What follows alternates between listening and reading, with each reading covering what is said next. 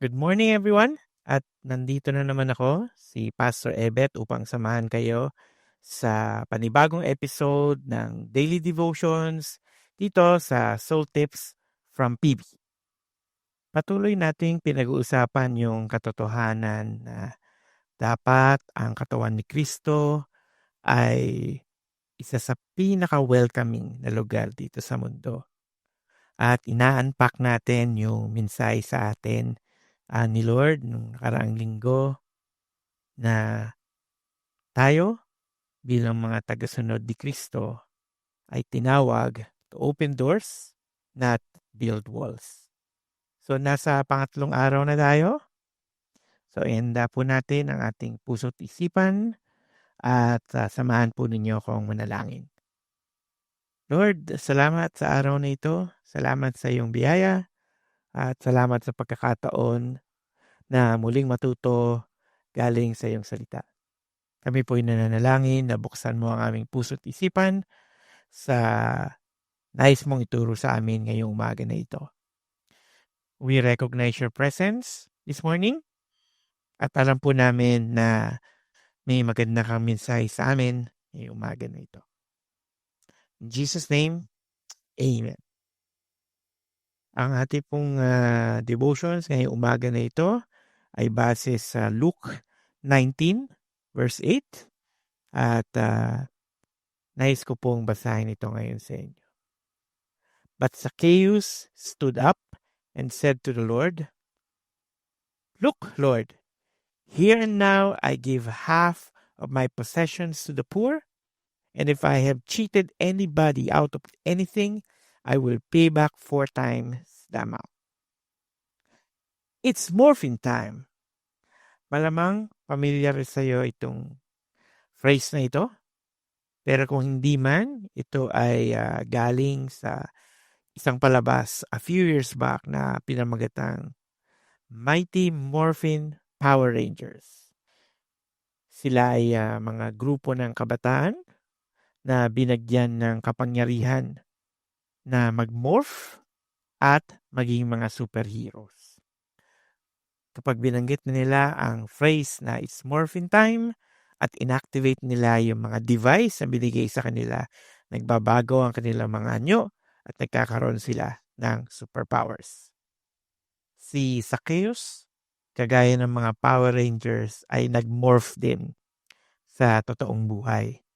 At ito'y hindi sa pamamagitan ng isang device, kundi sa pamamagitan ni Jesus. Nagkaroon ng pagbabago kay Zacchaeus pagkatapos niyang makaharap si Jesus.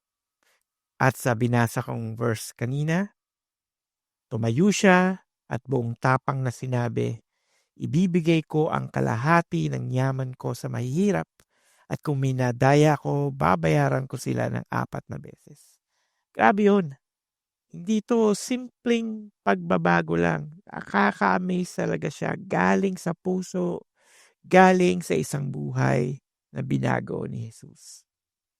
At si Jesus, hindi lang siya basta natuwa. Sinabi pa niya kay Zacchaeus, ngayong araw na ito, dumating ang kaligtasan sa bahay na ito. Pinapaalala ni Jesus sa lahat ng misyon niya ay hanapin at iligtas ang mga nawawala. Dati, si Zacchaeus ay lost, pero ngayon, nahanap siya ni Jesus at binago siya ni Jesus. Ganito mag-work ang grace ni Jesus sa mga tao. Kapag totoong na-encounter siya ng isang tao, siguradong may pagbabagong mangyayari. Hindi man palaging agad-agad or sobrang dramatic ang pagbabago ng tao, pero ito ay palaging posible. Kaya huwag tayong basta-basta mag-judge sa nakaraan ng iba at pagdudahan na ang pagbabago ay hindi posible sa kanila. Kung nabago ni Jesus si Zacchaeus, kaya niyang baguhin ang kahit sino. Minsan kasi ang tingin natin sa pagbabago ay dapat instant, no? Parang Lucky Me, parang instant noodles. Parang, may switch ka lang na pipindutin tapos ayos na lahat. Pero ang transformation na ginagawa ni Jesus, minsan gradual lang, paunti-unti, minsan mahirap, pero laging totoo. Hindi ito minamanufacture lang, nagawa-gawa lang. May mga taong tahimik lang, pero unti-unting binabago ni Lord sa loob. At may mga taong biglaan din ang turnaround kagaya ni Zacchaeus. Pero parehong may transformation na nangyayari sa kanila. Ang tanong, naniniwala pa ba tayo na may pag-asa ang mga taong magbago, lalong-lalo na yung mga taong pasaway? O baka minsan even sa ating sariling buhay, minsan hindi na natin kayang paniwalaan na may pagbabago pang mangyayari sa atin. Kilala din natin ang ating mga sarili, kilala natin yung ating mga kapalpakan, kumbaga. Kung ganon, balikan natin ang kwento ni Zacchaeus palagi. Isang taong kinamumuhian, nilalayuan, pero pinuntahan ni Jesus, winelcome ni Jesus, tinawag, tinanggap, binago. Sana maging church tayo na hindi lang tumatanggap sa tao. Although syempre, importante yon, kasama yon. Kundi naniniwala rin tayo na kaya ng Diyos na bukuhin ang lahat ng sumasaliksik sa Kanya, gaano pa man ang kanilang buhay, kahit na gaano kagulo or kamessy ang kanilang mga buhay. Sana hindi natin pagdudahan ang kapangyarihan ni Jesus na magbago ng buhay ng tao. At ang dapat na maging papel natin sa mga sumasaliksik kay Jesus ay maging open door papunta kay Jesus.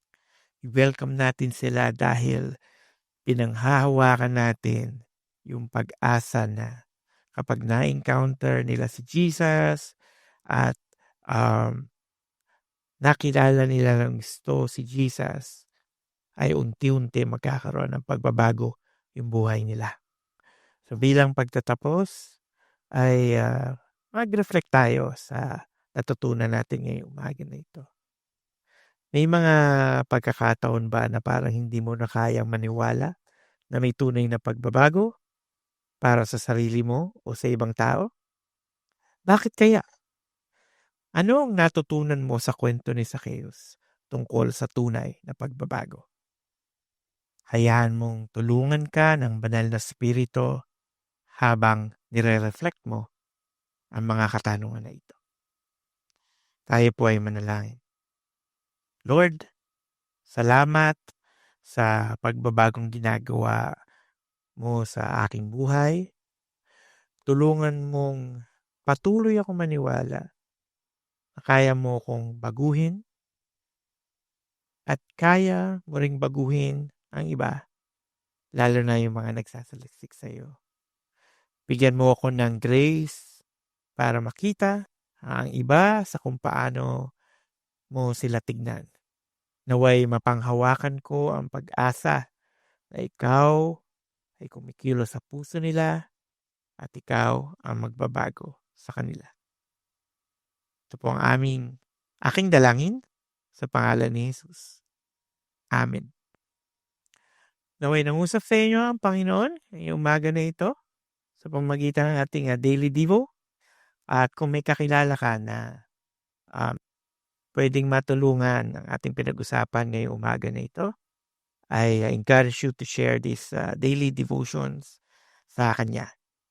Muli, ating tandaan that we are called to open doors, not build walls.